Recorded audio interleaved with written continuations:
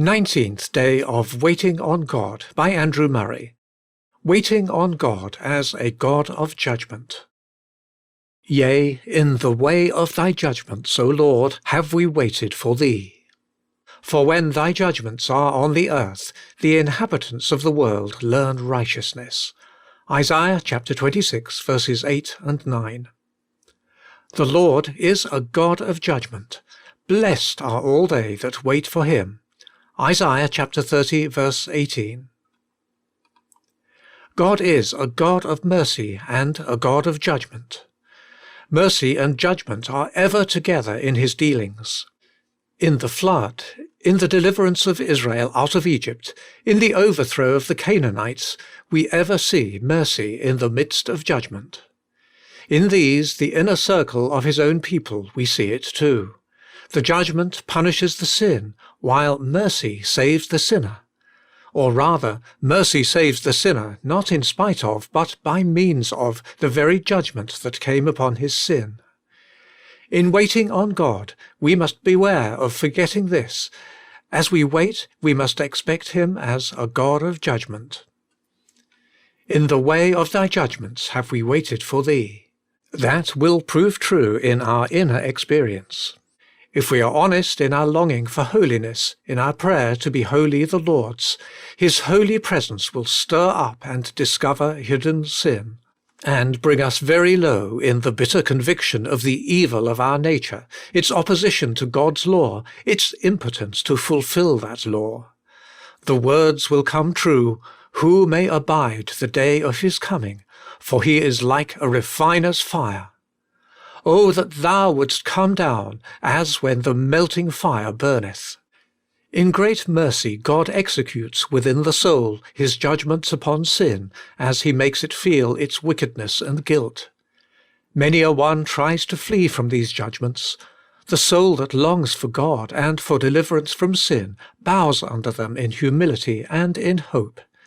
In silence of soul it says, "Arise, O Lord, and let thine enemies be scattered." In the way of thy judgments we have waited for thee. Let no one who seeks to learn the blessed art of waiting on God wonder if at first the attempt to wait on him only discovers more of his sin and darkness. Let no one despair because unconquered sins or evil thoughts or great darkness appear to hide God's face.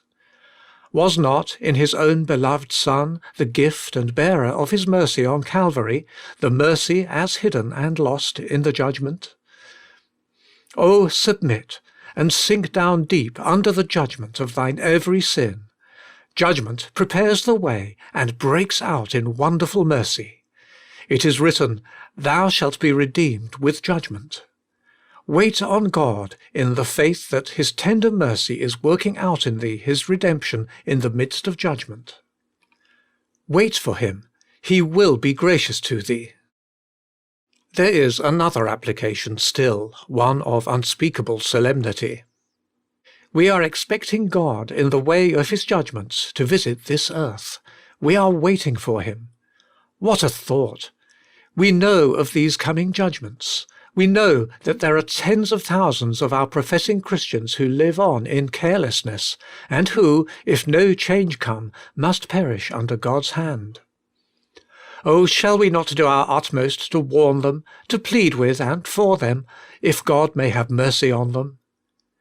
If we feel our want of boldness, want of zeal, want of power, shall we not begin to wait on God more definitely and persistently as a God of judgment, asking him so to reveal himself in the judgments that are coming on our very friends, that we may be inspired with a new fear of him and them, and constrained to speak and pray as never yet?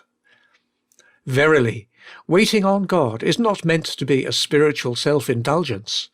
Its object is to let God and his holiness, Christ and the love that died on Calvary, the Spirit and fire that burns in heaven and came to earth, get possession of us, to warn and rouse men with the message that we are waiting for God in the way of his judgments. O Christian, prove that you really believe in the God of judgment. My soul, Wait thou only upon God. End of 19th day.